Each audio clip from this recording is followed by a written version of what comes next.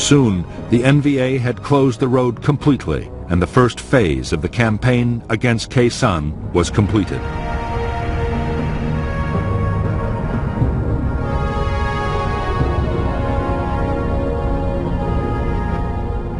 The next stage in the North Vietnamese plan was to deploy infantry north and west of Khe Sanh. The units to the north would capture the hills overlooking the base and place artillery to bombard the Americans and destroy their airfield.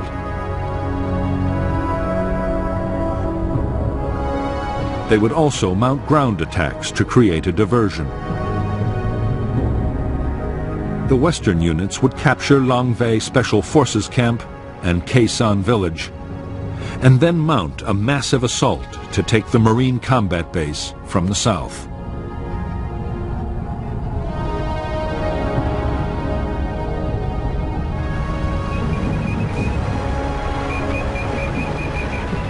A vital ingredient of General Giap's plan was to soften up Khe Sanh and its surrounding hill outposts with massive artillery bombardments. It was vital to prevent American aircraft from finding and destroying the guns, mortars, and rocket batteries before the attack.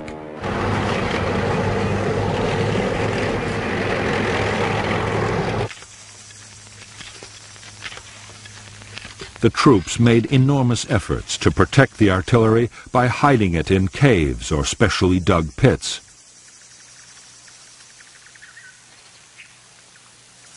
They sighted huge numbers of anti-aircraft guns to drive away inquisitive reconnaissance planes, while everything was hidden by elaborate camouflage.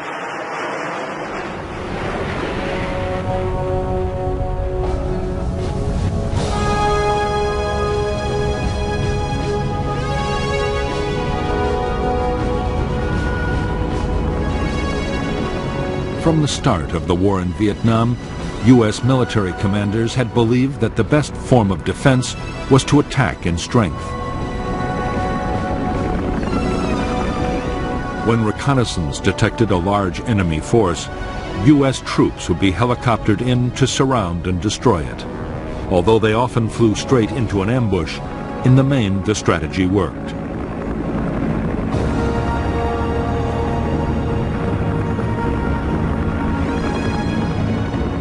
The problem with the American tactics was that they needed ever-increasing numbers of troops and helicopters.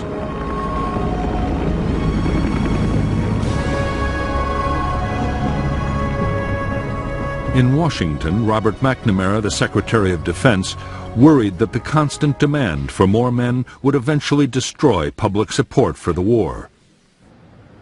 Throughout 1967, McNamara had pushed for a strategy that would reduce the need for manpower. One proposal in particular McNamara adopted enthusiastically. The idea was to clear a line along the demilitarized zone and build an electronic barrier to stop enemy infiltration from north to south. The plan, called the Strong Point Obstacle System, was expected to cost $1 billion. To U.S. troops on the ground, it made no sense. They christened it McNamara's Line.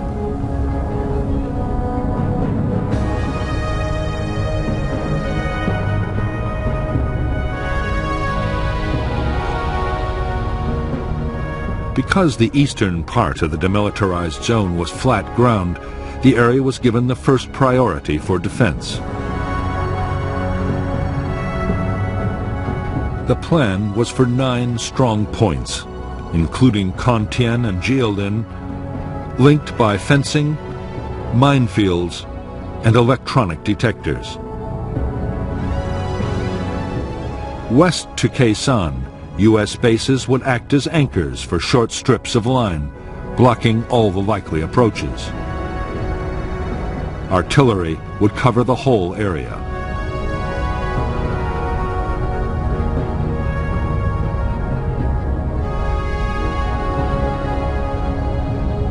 By the end of 1967, the eastern part of the Strong Point Obstacle System was almost complete.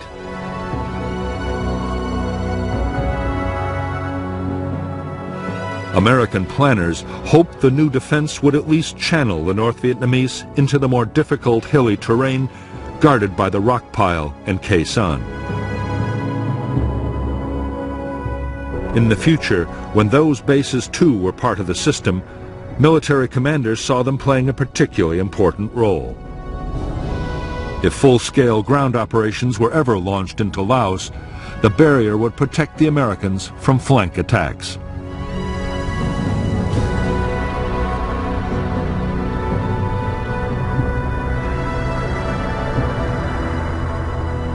The strong point obstacle system was deeply unwelcome to U.S. commanders in the area. Building just the eastern part imposed a heavy burden on the Marines. The line was soaking up vast amounts of material and manpower, restricting offensive operations. Worst of all, the construction work and the transport supplying it were sitting targets for North Vietnamese gunners.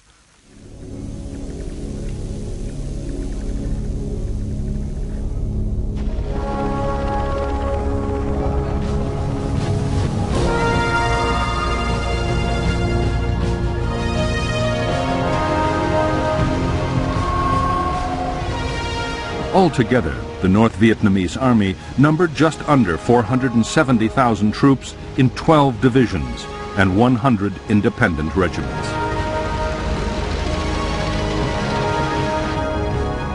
There was also a small navy for coastal patrol and an air force to defend against American bombing raids, together with an air defense missile force.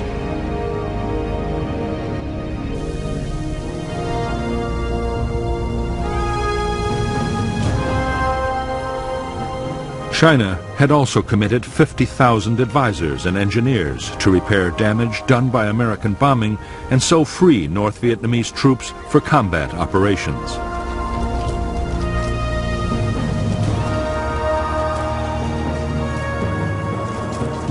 By now, the NVA had taken over all military activity in the northernmost parts of South Vietnam, and 102,000 NVA troops were available to fight in the south. All the same, the planned Tet Offensive was not meant to depend heavily on the Northern Army. The southern guerrillas, the Viet Cong, would do most of the fighting, and just over a quarter of NVA units in the south were to be committed to Tet. The rest would either be held back as a reserve or thrown into the battle against the Americans at Khe Sanh.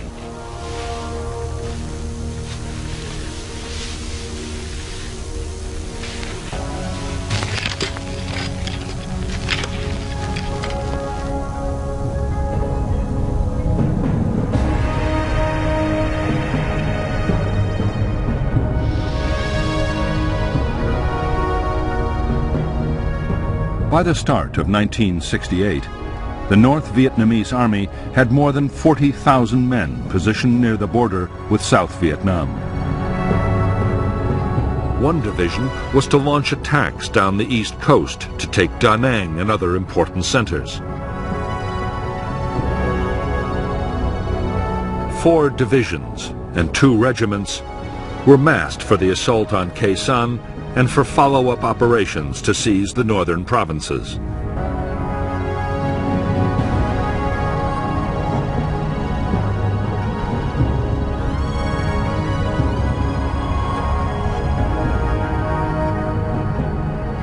North of Khe Sanh was the 325C Division, with 3 regiments and a battalion. The elite 304th Division was south of the base. The besieging forces were supported by 3 artillery formations and anti-aircraft units, while a regiment handled resupply from the north.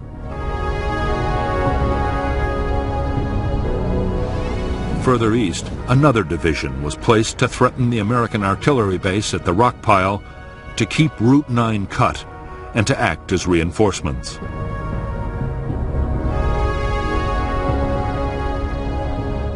A small number of tanks were also positioned west of Long Vây.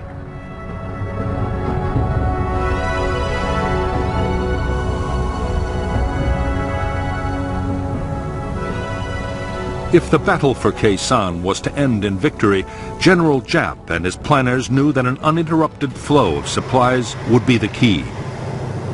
The experience in 1954 of fighting the French at Dien Bien Phu had taught him the value of ensuring continuous supply long before the final storming of the enemy base. He was determined to repeat his achievement at Khe Sanh.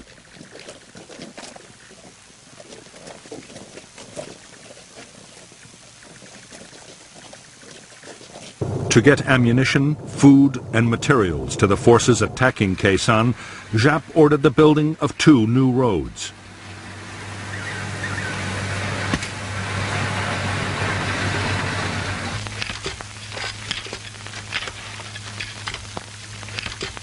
They were soon detected by the Americans, who named them the Santa Fe Trail. U.S. fighter bombers made furious attacks, but the roads were impossible to destroy or even damage seriously.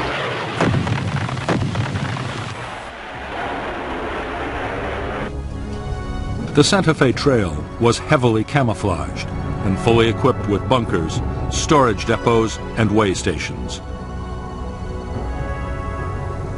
The roads were protected by heavy anti-aircraft cover. Already, supplies had been built up near Khe Sanh for between 60 and 90 days of sustained combat.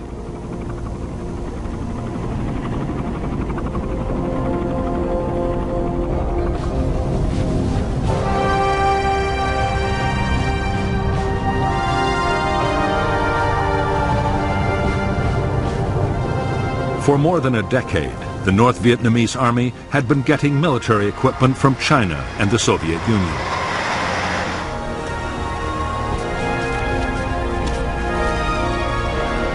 The best NVA divisions were extremely well armed.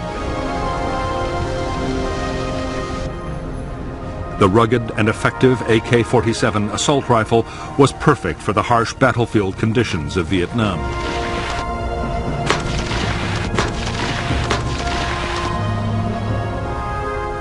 Infantry units had large numbers of machine guns and RPG-7 anti-tank grenade launchers.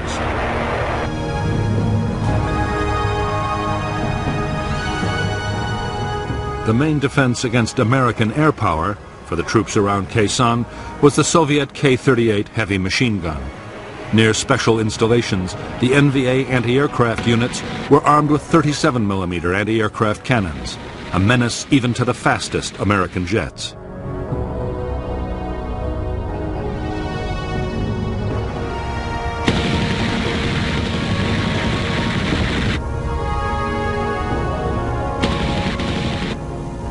The heavy artillery which NVA gunners would use to try and overwhelm the defenses of the Khe Sanh base was also Soviet and Chinese. The 130mm field gun had a range of 19 miles, further than any comparable American gun. U.S. troops rated it the best all-round artillery piece on the Vietnam battlefield.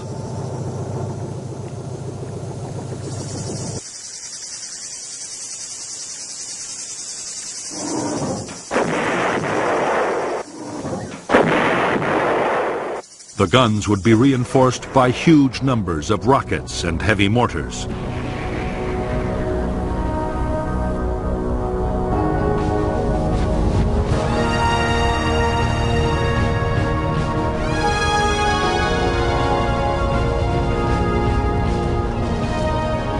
The troops of the North Vietnamese Army were recognized even by their American enemies as first-class soldiers. They were extremely well-trained and disciplined.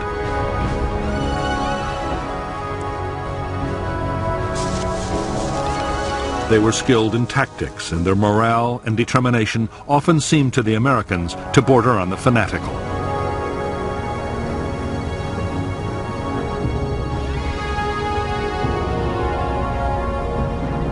In fact, during 1967, as losses soared, North Vietnamese Army morale had slumped badly. Desertion threatened to become a real problem. The grueling trek from home bases to distant Khe Sanh had also taken its toll.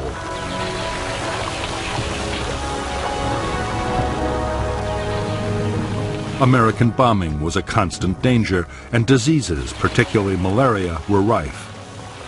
Most of the NVA soldiers who were massing to attack Khe Sanh were from the coastal lowlands of North Vietnam and found life a misery in the sodden, insect-infested jungles, as did their enemy.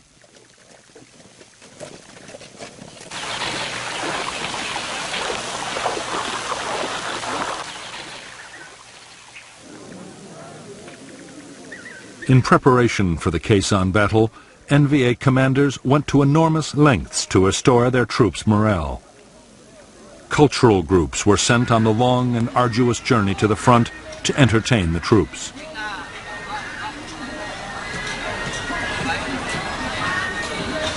The message was simple and was reinforced at every opportunity by political officers.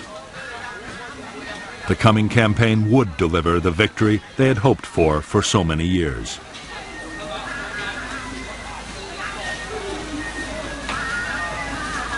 The propaganda effort worked well. In the final weeks before the offensive, desertions from the North Vietnamese army fell dramatically.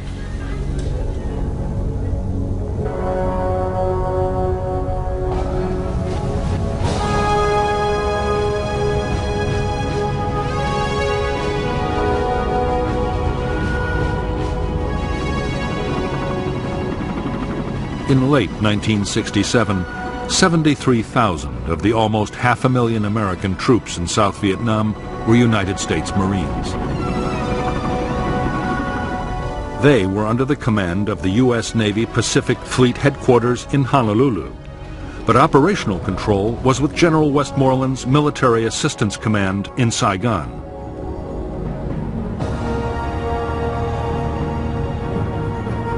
From the start, the independent status of the Marines had led to friction. Often they were accused by the Army and the Air Force of fighting their own private war.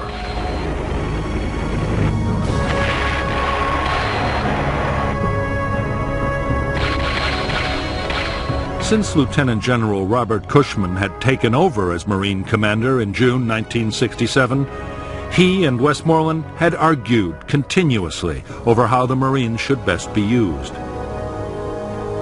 The latest issue was the McNamara Line.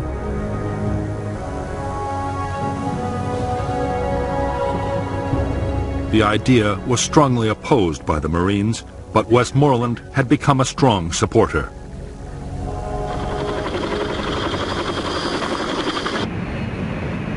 There was also a major disagreement brewing over who should control Marine air power. On the eve of a major battle, inter-service rivalry was threatening to grow into a serious problem.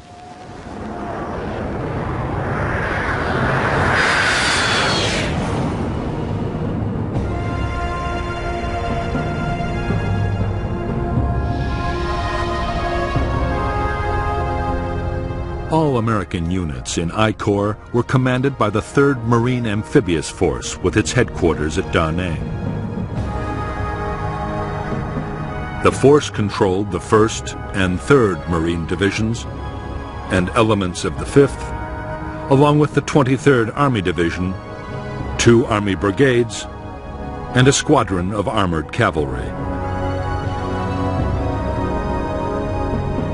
The South Vietnamese Army deployed 2 divisions and an infantry regiment in I Corps, and there was also a brigade of Korean Marines.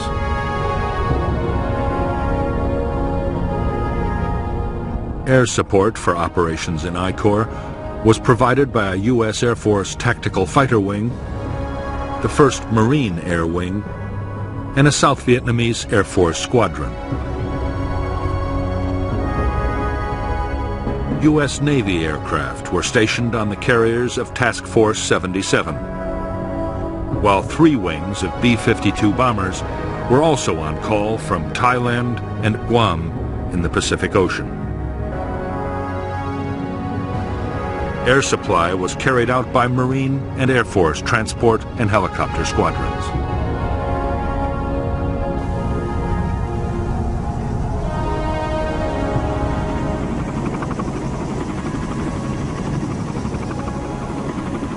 As more than 100,000 men half of all U.S. combat units in South Vietnam had been concentrated in I Corps, the supply system had been strained to the limit. On the DMZ alone, ammunition consumption was running at 25,000 artillery shells a month. The Marine supply lines stretched from the United States to Okinawa in the Pacific and on into Vietnam.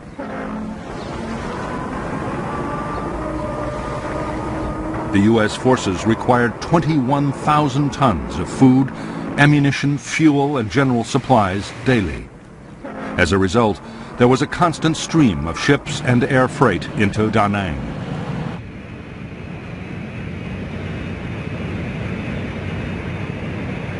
Getting the supplies to where they were needed was a massive job. Vietnam was the first war to see computers used to control supplies. The requisitioning system handled over 80,000 different items, from boots for the men to spares for helicopters.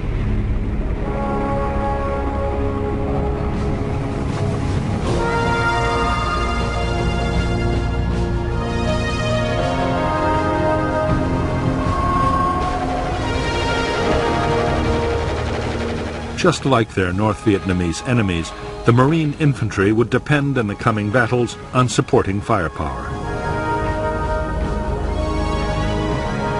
They had large numbers of medium and heavy mortars.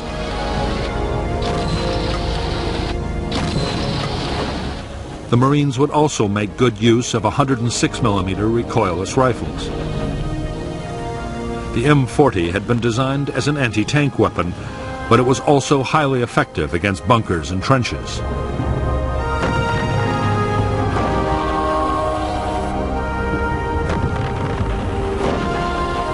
Marine bases always had their own standard 105mm artillery pieces.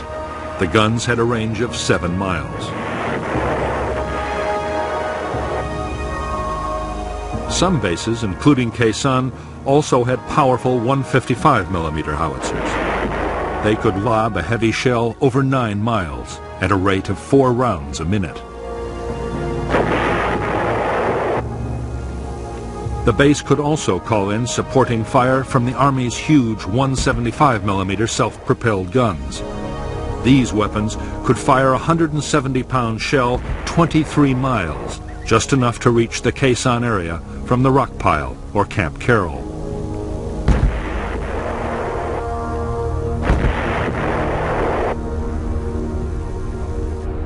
Support from aircraft was much less reliable than artillery.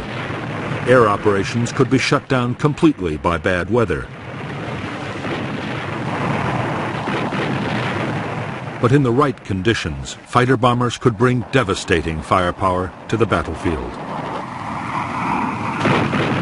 A-4 Skyhawks, operating from carriers in the Tonkin Gulf or from Marine airfields, could be over the Khe Sanh area in less than 30 minutes with 1.5 tons of bombs.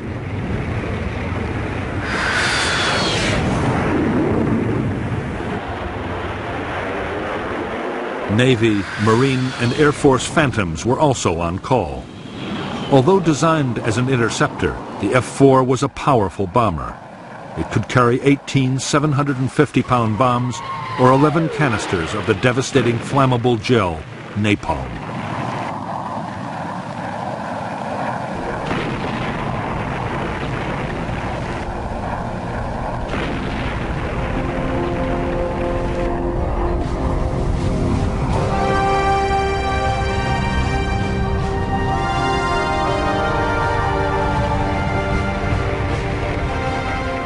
As an elite formation which could attract recruits of the highest quality, the United States Marines had for years been an all-volunteer force. Vietnam had forced a change.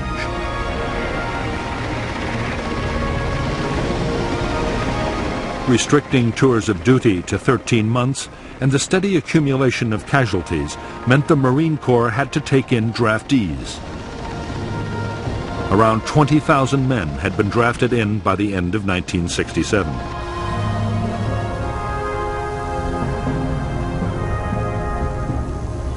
Basic training had been cut too, down from 12 to 8 weeks. There was also a severe shortage of skilled personnel, particularly helicopter pilots. In spite of the sometimes appalling conditions of cold, wet and dirt in which the Marines in Vietnam had to live and fight, their morale had stood up well.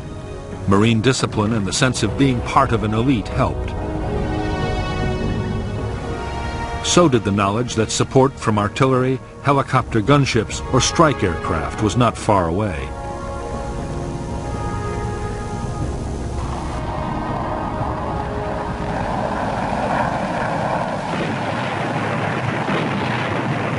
But nothing helped the morale of the men as much as the superb medical evacuation and treatment system. After emergency treatment by a medic on the spot, a wounded man could expect to be picked up by medevac helicopter in less than half an hour.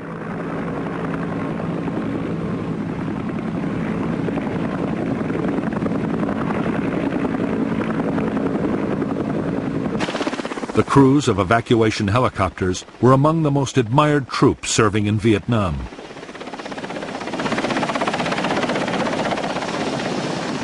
The pilots would go to extraordinary lengths to get wounded men away, even under heavy fire.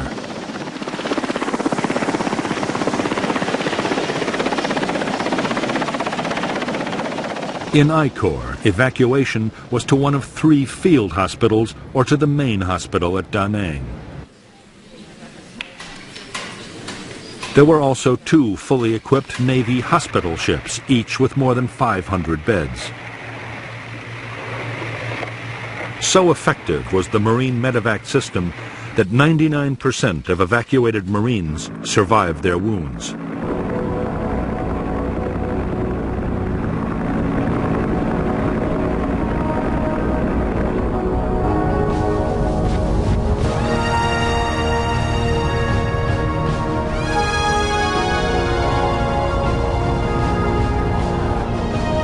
As evidence had mounted that the North Vietnamese were going to attack Khe Sanh, the Americans took a quick decision to reinforce the base.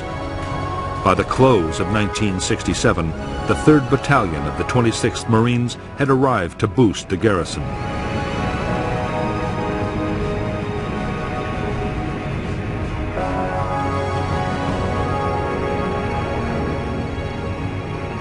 New bunkers, quarters, and perimeter defenses had to be built fast. Building materials that were meant for the McNamara Line were quickly diverted to Khe Sanh. Only days after the new Marine unit had arrived at Khe Sanh, it launched a major search and destroy operation towards the border with Laos.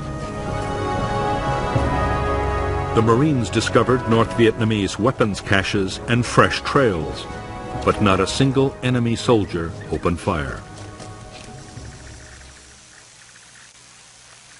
Unknown to the Americans, the 30,000 NVA troops all around were under strict orders to avoid all contact.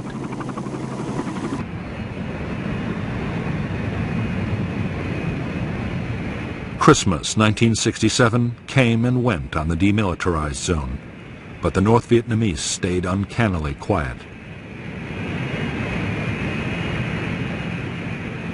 However, there were signs of intense NVA reconnaissance around Khe Sanh. Most Marines now believed the question was not whether the North Vietnamese meant to storm Khe Sanh, but when.